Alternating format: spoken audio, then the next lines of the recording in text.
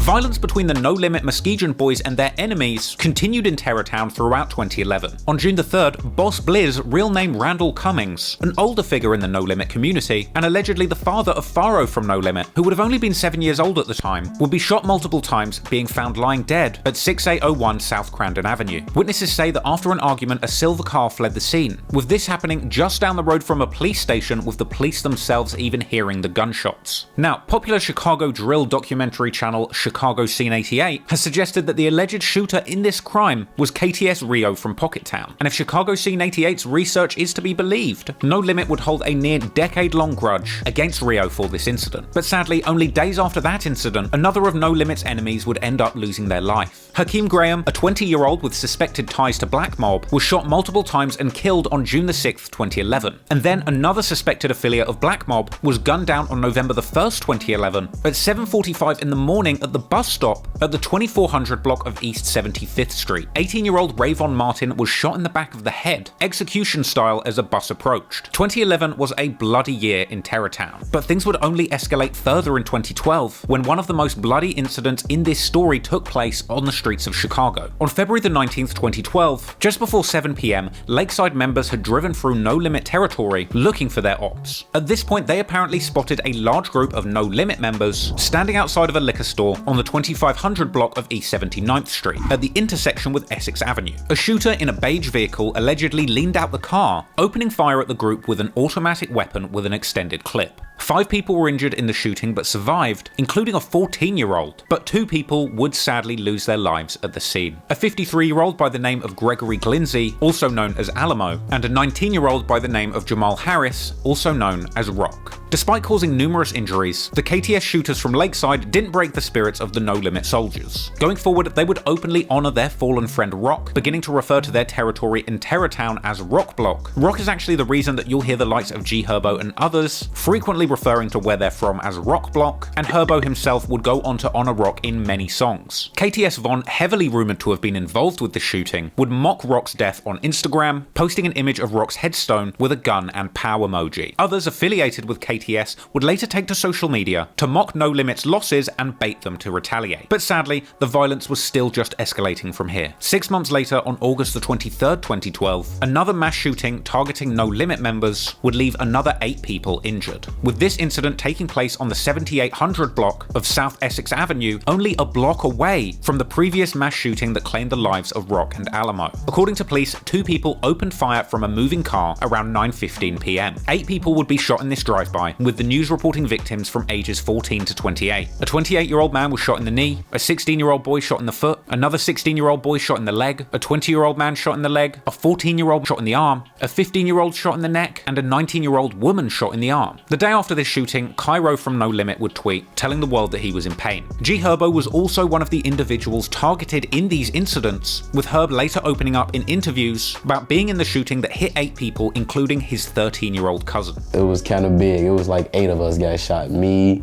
my younger cousin, my cousin was like 13. Apparently at one point Herbo himself was shot in the foot, and apparently at one point a bullet passed through his hat, narrowly missing his head. I got hit actually in the foot, like it was minor. The bullet went like through my head, like I had my head on like on some Swiss Beats type shit. A lot of leg shots and stuff like that. After the shooting, G Herbo and G Pharaoh would go back and forth on Twitter arguing over who had the worst lower body injury from the shootout, with Pharaoh himself claiming to have taken multiple bullets to the leg. Meanwhile, Ramo from No Limit would tweet, telling his comrades from Roc Block to get well soon. This enormous wave of shootings shocked the Chicago community, with the Chicago Sun-Times posting a provocative cover story with an enormous headline reading Terrortown and a picture from the scene of the shooting of a body lying in the street. Others reporting on the incident referred to a war between 2 factions of the Black Peace Stones, perhaps a reference to No Limit and Black Mob. And to make the story even more crazy, after that second shooting, according to police, a dozen squad cars were sent to a nearby motel where a car riddled with bullets and covered in blood was spotted after the shooting. An apparent trail of blood leading from the car into one of the rooms would would end with a dramatic SWAT team raid that, unfortunately for the police, led to nobody being found, and the cops ultimately being unable to determine whether the blood belonged to a shooter or a victim that had fled the scene. As a result, in an effort to disrespect a No Limit going forward, KTS Von would begin referring to them as No Limbs. And naturally, in retaliation to both shootings and the ongoing disrespect from the ops, No Limit members would hit the streets looking for revenge. In the days following the incident, G Herbo had tweeted about following the shooter, then going on to tweet that he had just got off the phone with his own shooter, telling them that he needs to see something on the news. And then 2 days later, on August the 27th, Herbo would tweet saying that 3 people got shot on the 5, referring to black mob territory where Herbo's auntie lived, as well as firing off another tweet saying that his hitters are still in the field for him. G Herbo clearly went through a lot during this time, and his life in the dangerous streets of Terrortown as a member of No Limit meant that he could be the target of an assassination at any moment. Most of the No Limit members couldn't really say that they were safe in the streets of Chicago. But that very same month of the second shooting, a couple of young men from No Limit made the decision to try something different, making some music about the lifestyle that they were experiencing at the time, with no idea just how big their music would eventually become, eventually attracting millions of fans and a potential route out